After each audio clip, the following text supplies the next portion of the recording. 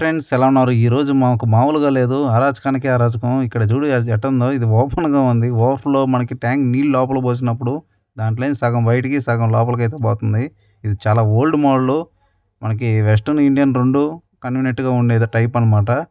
అసలకి దీన్నైతే ఇప్పుడు తీసేసైతే మామూలుగా మనం వెస్టర్న్ టాయిలెట్ సీట్ అయితే పెట్టాలి.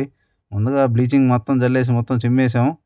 ఇలాంటి పనులు గాని తగిలితే అప్పుడప్పుడు మామూలుగా ఉండదు. మజాగా ఉంటదనమాట. కానీ ప్లంబింగ్ వర్క్ అంటే అంతేను.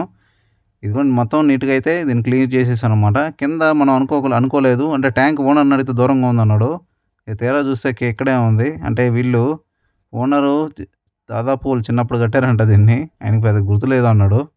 ఇంక చేసేదేం లేక నీట్‌గా ప్లాస్టింగ్ అయితే చేసేసాం. నేనేం చేశానంటే దీనికి పీ డ్రాప్ మనకి ఎస్ టైప్ ఉంటుంది. పీ టైప్ ఉంటుందనమాట. నేను పీ టైప్ అయితే సెలెక్ట్ చేసుకున్నాను. ఎందుకంటే మళ్ళీ హోల్ యువతలేస్తుంటే 2 హోల్స్ అయితే అవుతాయి. అందుకోసం ఉన్న హోల్‌నే సెట్ చేసుకుందామని. ఇదిగోండి ఎల్బో రివర్స్ అయితే బిగియాలి. నేను చూపియడానికైతే ఇలా పెట్టాను.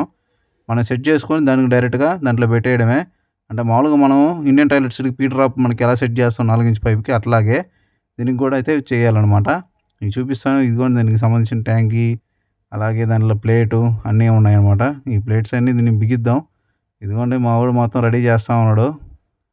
ఇదిగో ఇయన్నీ సెట్టింగ్ అనమాట. ఇదిగోండి ఫైనల్‌గా అయితే సెట్ చేసాం. దీనికి యాంగిల్ కర్వ్‌కి అన్నీ నీట్‌గా ఏసేసాం అనమాట. కింద బాగా కలవైతే ఏసి సెట్ చేసేసాను. ఇదిగోండి పాత ఇండియన్ పీ డ్రాప్ మనకి ఇండియన్ టాయిలెట్ సీట్‌కి ఏస్తాం కదా! ఇట్లాగే మన పైప్‌ని డైరెక్ట్‌గా 4 ఇంచ్ ఎక్కుతుంది. దానికైతే ఉండు బాగా చిక్కంగా ఏసి అయితే సెట్ చేసేయాలి. తర్వాత చుట్టూరు కూడా రుద్దేయాలనమాట. అప్పుడు ఇంకా లీక్ రాదు. ఇదేనమాట మనకి అప్పుడు అటు సెట్ చేసేది.